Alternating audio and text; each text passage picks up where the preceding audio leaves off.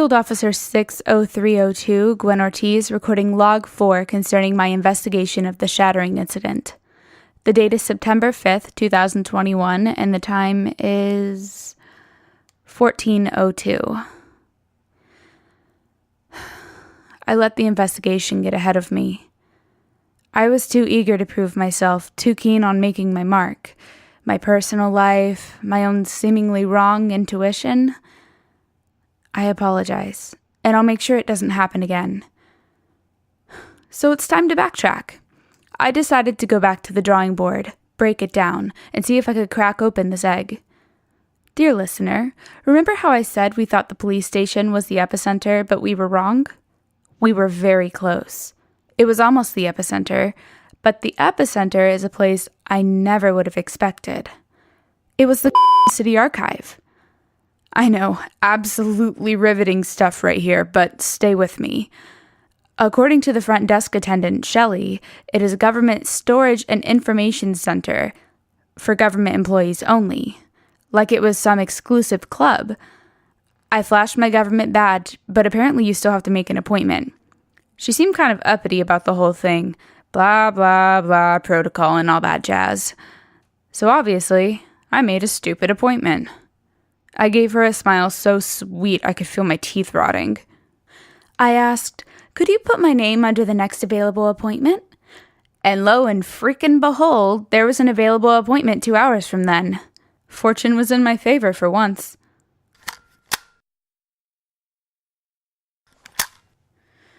Friendship is a rotting, festering thing inside of me. It pulls like shackles, and I sit and wait and avoid. What does it mean to pretend to be an open, flowering thing? What does that make you if all you expect is for its petals to envelop and suffocate you? I will not call Joan Bailey. Should I include this?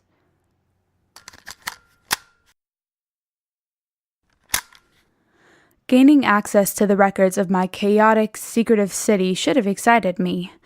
Instead, it reminded me of the mountain of work I had to do. I wandered around the archive, searching for someone without a stick up their ass that could tell me about their experience with the shattering incident. My hands brushed the industrial-sized binders and the spines of books. Honestly, couldn't they digitalize everything? What a waste of paper.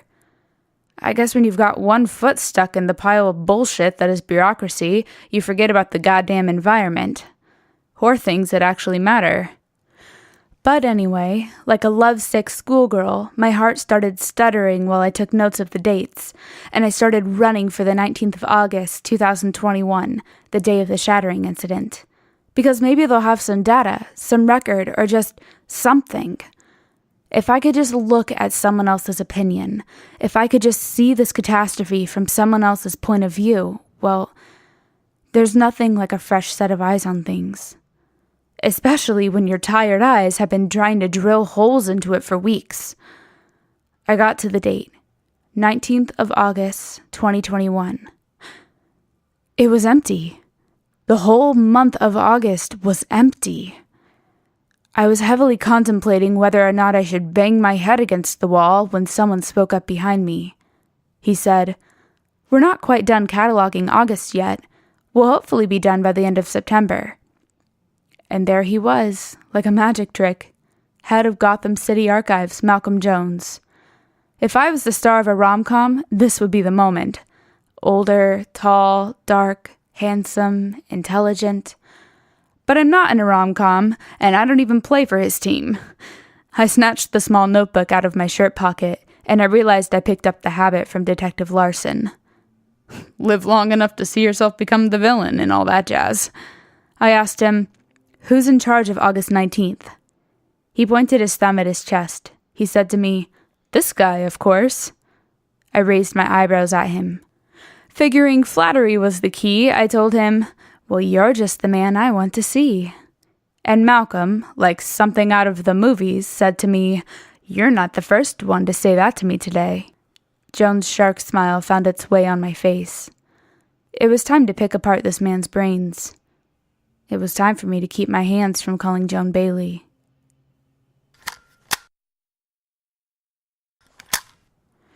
It was so refreshing to finally hear about the incident from someone who actually gave a shit about the details. Not just, wah, wah, wah, it was so scary, and also, yeah, a bunch of glass exploded. Blah, blah, blah. God, and he was interested in the mechanics behind it. It's not like he was assigned to delve into it, and if he was, it's because he assigned himself. Wow. Interest. Engagement. I didn't even realize how deprived I was before. Anyway, things I learned from Malcolm Jones. The shattering incident hit 32 big businesses, 11 small, and 7 public institutions. Only 6 residential dwellings, though. Thank God it only hit downtown, right? He's been referring to it as 8/19, like August 19th. Personal preference, but the shattering incident is way cooler. Hobbled together in this dense folder he hadn't gone through yet were handwritten statements from people who lived through the event. Their experiences were like mine. Surprise, horror, fear. All of this, and they didn't even have the added benefit of reading the fractures like I do. Then I asked Malcolm the million-dollar question. Do you have any idea what caused the event? And I swear, I saw something pass over his face. I just have no clue what it was. Before I could decipher it, he tucked it away for me to think about. He said to me, I thought that's what you were here for. What a deflection. I mean, he's completely right. That's not really the point, though. How hard is it to say no? I didn't need him to break some glass to know he wasn't telling me everything. What a waste of time. Educational, yeah. Useful info, yeah, but still, a freaking waste. Alfred Jeremy. Elijah Savchenko's BFF, owner of a terrible name, and next on my to find list. Yeah, I've decided no more barging into other people's homes. I got lucky with the woos and their delicious cookies. But after my confrontation with Joan... Yeah, no, we'll go somewhere public. And if not public, at least not private. I feel pretty skeevy about it. I mean, it's the ultimate kind of betrayal. If someone ambushed me at City Tavern, I'd flip. Side note, I've been practicing gratitude lately. Detective Larson went on and on about me having perspective and how fortunate I am. So, here it goes. I'm grateful that Alfred Jeremy's file has information on his favorite hangouts. I am not grateful that they tend to be where druggies flock. Perspective. I am grateful that I'm not a recovering addict, so I can walk into these awful places without feeling tempted. Bingo! Take that, Larson. If you're listening to this, Detective Larson, that was a joke. Yes, a joke. I never realized druggies' den could fall into public places. In my mind, they could be in the back of a dingy bar, or they could be in an abandoned warehouse where rats come to play, or, even worse, a moldy, rotten house where squatters trashed the place. I didn't realize one could be in the back of a florist shop. Low-hanging fruit, in my opinion. When I went to Herrera for advice on how to approach Jeremy, he didn't give it to me. Instead, he pointed to the officer across from him. Her name is Officer Kim. I guess having Herrera as my designated researcher hardly counts for anything these days. Kim is pretty no-nonsense, but friendly. I like that. I can handle that. I wish people in this office had more of a sense of humor, but that might be asking too much. Kim wrote down Jeremy's local hangouts. 3 to be exact. She also wrote down a fun fact about Jeremy and Savchenko. Neither of them have abilities. Some people might consider that motive enough for most crimes, but I'm not that prejudiced. Anyway, I went to this stupid florist shop. Is it bad that I'm not the biggest fan of flowers? The fact that they're seen as romantic doesn't jive with me. I mean, come on. You doom a flower to death by cutting it off from the rest of its flower family, and all you have to say is, "Aw, how pretty." How messed up is that? I expected the shop to be a dump, but it wasn't half bad. Just a normal flower shop. When I took a tour to the back of the shop, a bunch of hippies with dreads were passing around a joint. I asked them, You seen Alfred Jeremy lately?" At first, no one said a thing. Then this girl with hair down to her waist offered me a hit of a joint, which I declined. Obviously, I'm not going to smoke on the job. She took a hit and stared at me for a moment, probably sizing me up. Once she exhaled, she told me, "Try Anderson's. I see him there from time to time." So I went to Anderson's, and guess who wasn't there? Alfred Jeremy. Luckily, or maybe unluckily, it was on the list Officer Kim gave me. I had one more lead to go off of. You know what they say, the third time's the charm. I really wish one of those first two places panned out. This location was breaking the newly cemented rules I imposed. A, it was a private residence, so if anything happened to me, like, say I were murdered, it'd be pretty hard to track me down, and B, it would be easy to murder me. Great! It wasn't far from the station, actually, maybe around 6 blocks away. Running around town actually takes up time. By the time I got there, it was already 23:15. Now this is more like I imagined it would be. A tiny, derelict house with beer bottles scattered out front. I mended one and read the fractures just for the hell of it. There was a sense of gleeful chaos, of youth, of a desire for destruction. Midway through the mending, I dropped it and left it broken. The lawn was dead, deader than dead, and the weeds reached toward the sky. I put my car keys between my knuckles and squeezed tight. The metal nestled between my bones. Hooting laughter poured out of the windows, and I realized I'd have company. The front door was unlocked, so I walked right in. I was bombarded with the living room. It was the first part of the house, unavoidable, and 5 men sat on the couch, all staring at me as I flicked out my badge. Here was to hoping they didn't want to take a closer look. But of course, I took a closer look at them. I scanned all their faces until I landed on the one that I came here for. And there he was. Not Elijah Savchenko, no. It was Alfred Jeremy, the bastard, with a dumb smile on his face, like nothing in the world was wrong. You could see the white of his scalp underneath his fluffy brown hair, and his stubble was smeared across his face like dirt. Stains decorated his button-down t-shirt, and yet I couldn't stop staring at his serene smile. Also, he's missing half of his leg. That wasn't in his file. There was nothing at all that said he was an amputee. Unprepared. I like to be prepared, if anything, even if it's just a little bit. So why was this bothering me? The bottom of his cargo pants were tied in a knot below the right knee. Every pocket of his pants was bulging with something. In my head, the words sang to me. Flesh, flesh, flesh. Out, out, out. But who would want to be out of their flesh, to be free from it? He spoke to me then. He said, "A little birdie told me someone was after me. I can't believe you found me so soon." The other young men around him howled and howled and howled. It set the hairs on my arms straight up, but I remained calm.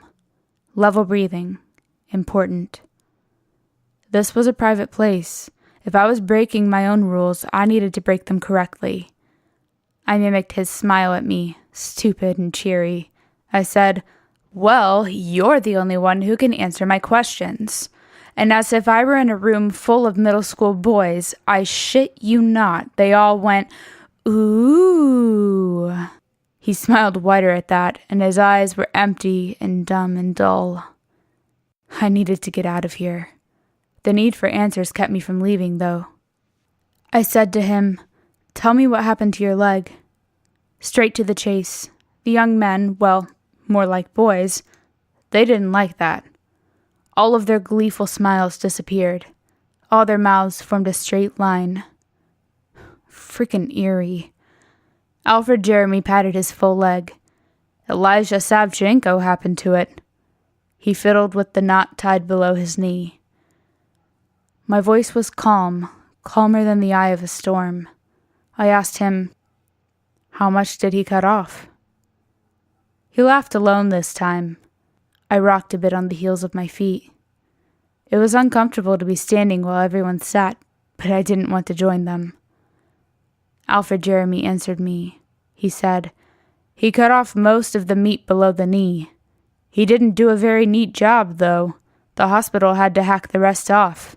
Made it pretty again." My heart stopped. A messy, violent job? To his best friend, no less. Elijah Savchenko was worse than I imagined, and I had to make Jeremy relive that trauma. I came here for answers, and I wasn't leaving without answers. I asked him, why'd he do it? There was no anger or malice when he answered. He put a hand on his knee where his best friend sliced his leg. It was so matter-of-fact. He said, "He does what needs to be done." How did you learn you were capable of that kind of violence? I imagined the blood spurting from his knee, the tendons severed and swinging, the strings of a marionette without a puppet. So I asked him again, why? His hand kept fiddling with the knot tied below his knee. A nervous tic, maybe? God, how messed up is that? The guy had his legs sawed off like he was in some horror movie, and I just prodded for the gory details. We're all just meat machines piloting consciousness, so why does it matter if he was lopped off? He didn't seem to care. When he finally answered, he said, "Why do we do anything?" Because he had to. Honestly, at this point, I was ready to blow my top off, about to go ballistic. Sweat coated my hands, and my keys felt slippery between my fingers. I was too aware of the blood throbbing in my neck, and I still couldn't stop imagining Alfred Jeremy smiling while Elijah Savchenko sawed off his leg. I told him, "That's a cop-out. Tell me what happened." Alfred Jeremy's serene smile grew and grew until it ate half of his face. He stared past my shoulder, and my neck twisted until my eyes landed where he was staring. From behind me, Alfred Jeremy said, "Why don't you ask him yourself?" There was Elijah Savchenko leaning against the wall behind me, his black eyes watching everything.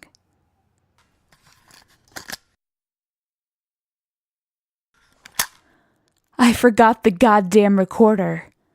Of course, it was right around the corner on my desk in the office, but what use is it going to be for me there? I wish I brought it so I could rewind and study it over and over.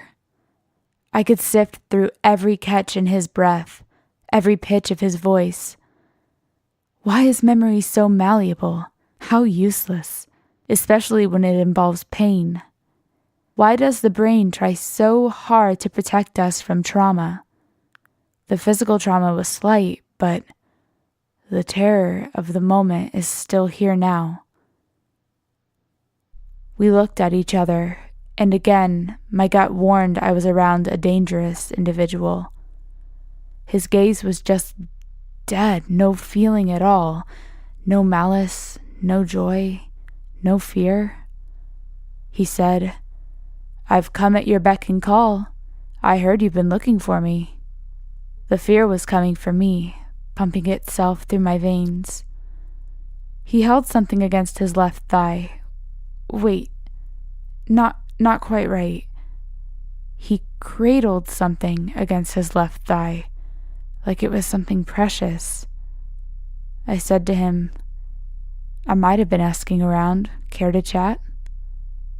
If Joan has a shark's smile, Elijah Savchenko has a wolf's. I guess that makes me the sheep. He said, "Ask and you shall receive." He pushed himself off the wall and walked to me, still cradling the object against his thigh. And like a predator circling his prey, he prowled around me. My voice cracked a little as I asked, "What do you do to get on Joan's bad side?" He barked a laugh. Maybe he wasn't expecting that, or maybe he just found it amusing. He said, "She bit off more than she can chew and won't take responsibility. All my fault, obviously. Angry, I think, that she couldn't control it. She let it control her." I tightened my grip on the keys, praying the sweat wouldn't ruin it all. All I asked was, It? Big mistake. God, why didn't I follow my own rules? Why didn't I stick to public places? That's when it became clear what he was holding. A wicked sharp blade. The knife winked at me, the handle engraved with intricate, swirling designs. My eyes were drawn to it, mesmerized. It was gorgeous and effervescent, and I didn't even notice it kiss my forearm until my blood dripped off of it. Slowly, like he was savoring it, Elijah Savchenko pressed the blade down my forearm all the way to the edge of my wrist. It was a shallow cut, but the blood seeped down both sides. He said to me, "Next time we meet, this will be the price. She's had her taste now." His hand gripped my arm and dug into the cut. I yelped, broken from the freaky voodoo power the knife held over me. I asked him, "What does this have to do with the shattering incident?" He lifted the blade up and brushed it against the skin behind my ear. He didn't cut it this time, just smeared my blood against it. His breath tickled my ear as he said, "It has everything to do with it."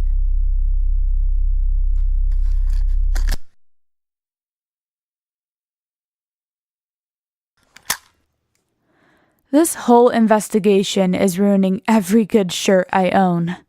I think I'm going to start stockpiling peroxide. Obviously, I had to file a damn police report. It was mortifying to have to explain all of this to Detective Larson. Honestly, it was more surprising that he seemed more intrigued than concerned. After having Herrera write this up like some stupid secretary, Larson said, "No more private residences for you. I'll look into getting you a life alert necklace." Fucking embarrassing.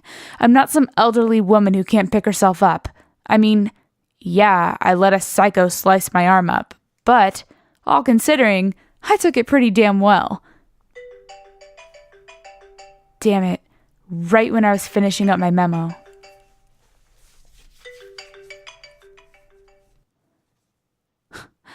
Looks like I just missed a call from Joan Bailey.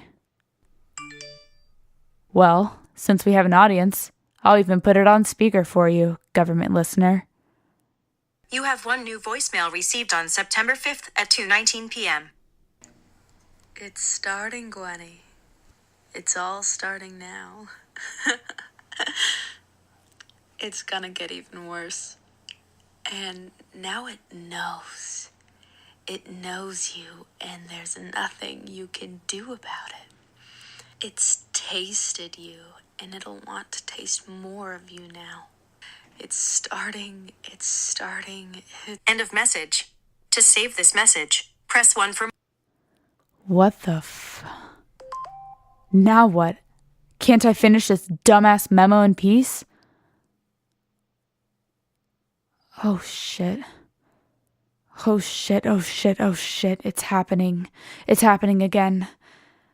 I gotta go. Field Officer 60302 out.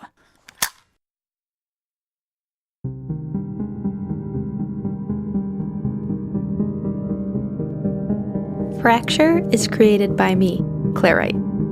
Follow us on Instagram, Facebook, Twitter, SoundCloud, Reddit, The Moon, at Fracture Podcast. The voice of Gwen Ortiz is Aela. Production, sound engineering, and theme music is also by Aela. You can check out how multi-talented and kick-ass her music is on Instagram at HeyAela. The voice of Joan Bailey is you guessed it, Claire Wright. Logo art is by Matt Reid. You can check out his badass art on Instagram at M_R92. Special thanks to Klarize Medenilla for her insightful and entertaining copy editing. If you enjoyed Fracture, please rate and review us on iTunes. It's the easiest way for new listeners to find us. Fracture is only possible because of listeners. Become a patron of the show at patreon.com/fracturepodcast. You'll be able to access annotated scripts as well as other exclusive behind-the-scenes bonus content such as bloopers and episode discussions once available. Also, how did you learn you were capable of that kind of violence?